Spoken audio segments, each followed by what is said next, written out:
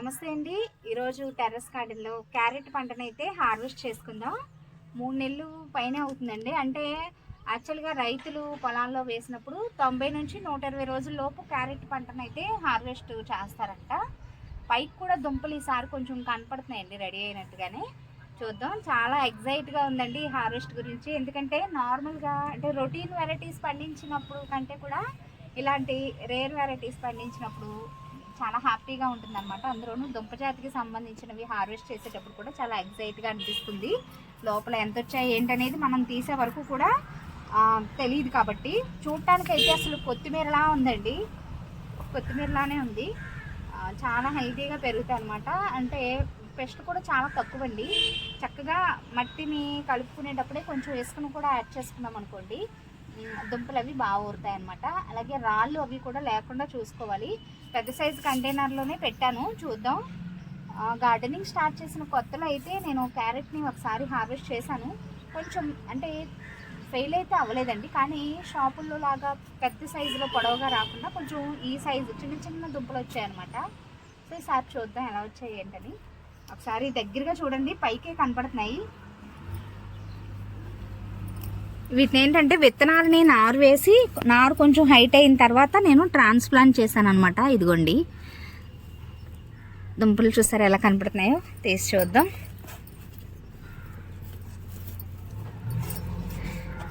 పొడవ వస్తే బాగుండు. Last time అలాగే చిన్న చిన్నగా వచ్చాయి. 15 రోజులకు ఒకసారి చూసారా, సేమ్ లాస్ట్ టైం కూడా ఇంతే అండి, షార్ట్గా వచ్చాయి.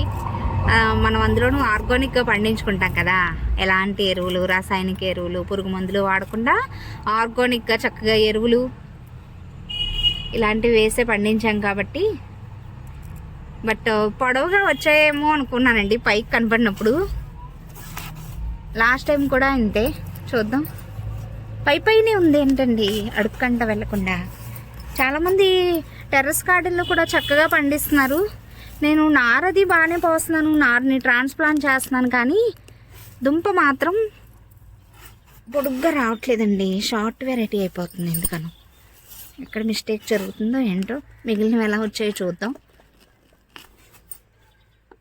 సేమ్ ఇది కూడా అంతే, పైనే ఉందండి. అసలు రాడిష్ని పండిస్తామా, ఎంత ఎంత బలంగా వస్తాయో. ఒక సీజన్కి ఇంకొక సీజన్కి కూడా, అంటే సీజన్తో సంబంధం లేకుండా అన్ని సీజన్స్లో వేసినా కూడా చాలా బలంగా పెద్దగా పొడవుగా చక్కగా వస్తున్నాయండి. శీతాకాలం అయితే ఇంకా పెద్ద సైజులో ఊరుతాయి. బట్ క్యారెట్ లావ్ అయితే అయిందండి. అయితే పొడుగ్గా అవ్వాల్సిన దుంప అంతా కూడా లావుగా కూర్చుంచుకుపోయినట్టు అయింది.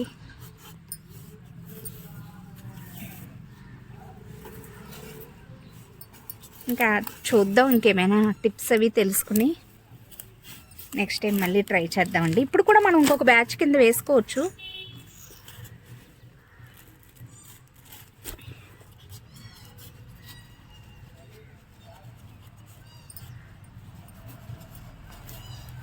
లాస్ట్ టైం హార్వెస్ట్ చేసినప్పుడు స్వీట్ ఏదో తయారు చేశాను క్యారెట్తో.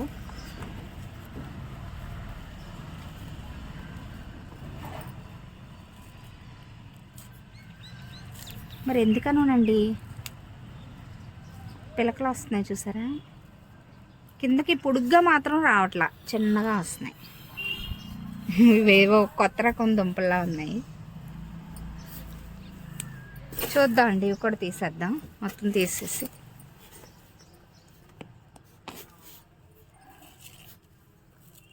ఇంకా సేమ్ అన్నీ అదే మాదిరి.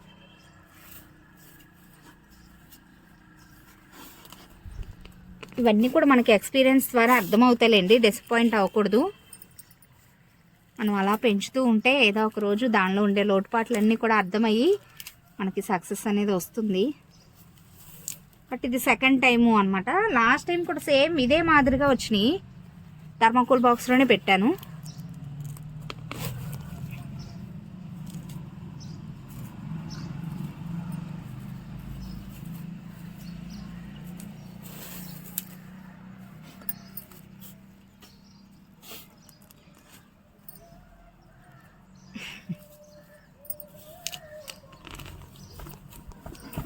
పైనే వచ్చినాయి.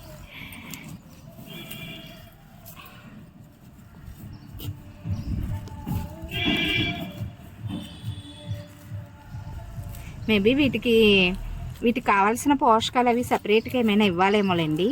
నేను అన్నింటితో పాటే ఏదో ఆ 15 రోజులకు ఒకసారి ఎరువులు, కొంచెం లిక్విడ్ ఫర్టిలైజర్స్ అలా ఇచ్చాను తప్ప ఎక్స్ట్రాగా ఏమీ వీటికి సంబంధించి నేను సెర్చ్ అది చేయలేదన్నమాట. నార్మల్ వెరైటీస్ లానే వేశాను, కానీ దీనికోసం ఇంకా ప్రత్యేకంగా ఏమైనా కేర్ తీసుకోవాలేమో చూద్దాం. సెకండ్ టైం కూడా ఇదే మాదిరిగా వచ్చింది కాబట్టి ఈసారి నేను ఇంకా డెప్త్గా దీని గురించి తెలుసుకుని మళ్ళీ విత్తనాలు నారు పోసుకుందాం.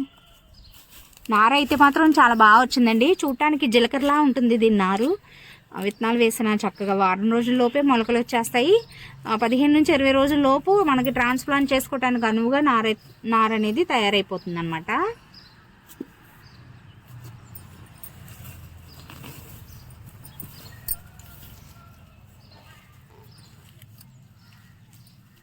మీకు ఇంకేమైనా తెలిస్తే టిప్స్ చెప్పొచ్చండి. నేను ఏమైనా మిస్టేక్స్ చేశానా, నాకు అర్థం కాకపోయినా మీకు ఏమైనా తెలిస్తే నాకు కామెంట్ సెక్షన్లో తెలియచేయచ్చు.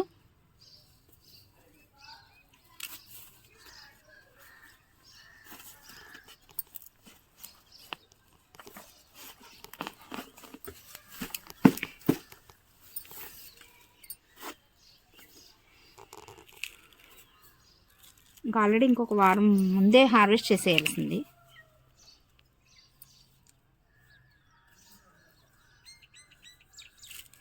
దీని నుంచి మళ్ళీ పిలకలు వచ్చేస్తున్నాయి.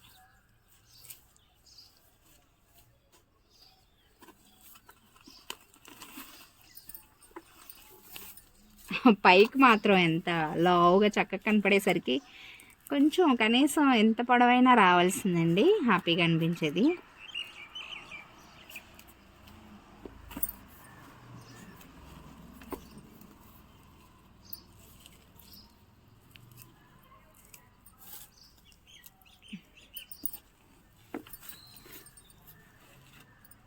ప్రతి మొక్కకి చిన్న దుంప అనేది రెడీ అయింది.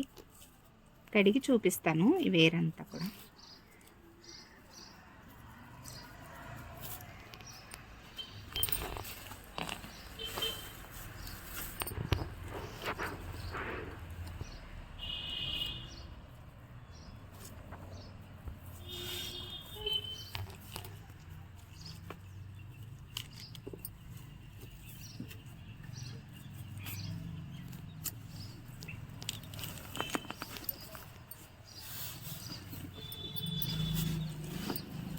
చూడండి పైన ఎంత లావైందో. ఇంకా పొడుగ్గా పెరగాలన్న విషయం మర్చిపోయి అడ్డంగా పెరిగినట్టు.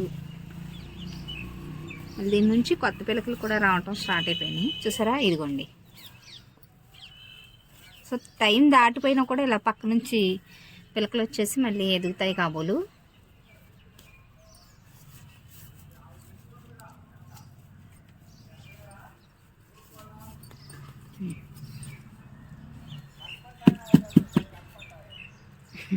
కలర్ అది బాగానే వచ్చింది. ఇంకా దానిలో ఇంకొక కంటైనర్లో ఒక మొక్క వేసాను, చూద్దాం అది కూడా తీసేస్తాను. నారు మిగిలిందని కంటైనర్లో ఒకటి పెట్టానండి, బలంగానే పెరిగింది ఇది కూడా. చూద్దాం, కొంచెం బాగా లేతగా ఉన్నట్టుందండి. కొంచెం ఆగిన తర్వాత ఒక వారం అలా ఆగి తీద్దాం. ఇవేంటంటే ఒకసారి నీట్గా కడిగేద్దాం, చూద్దాం. ఒకసారి నీట్గా అడుగుదాం.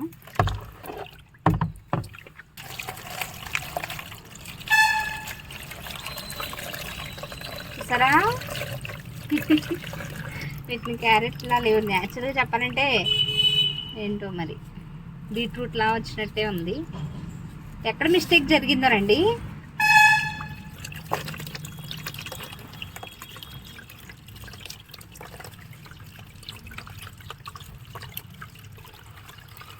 ఏం కాదు, కానీ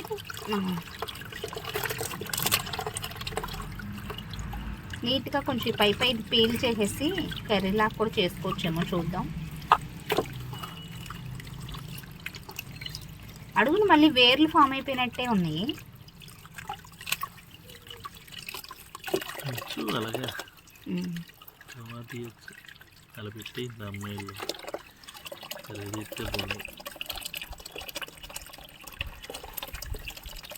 సార్ నీట్గా కడిగేసిన తర్వాత చూపిస్తానండి.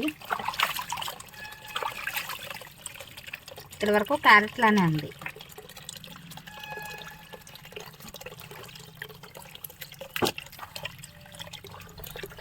బట్ ఇది ఒక ఎక్స్పీరియన్స్ అనమాట, అంతే, డిసప్పాయింట్ అవ్వకూడదు.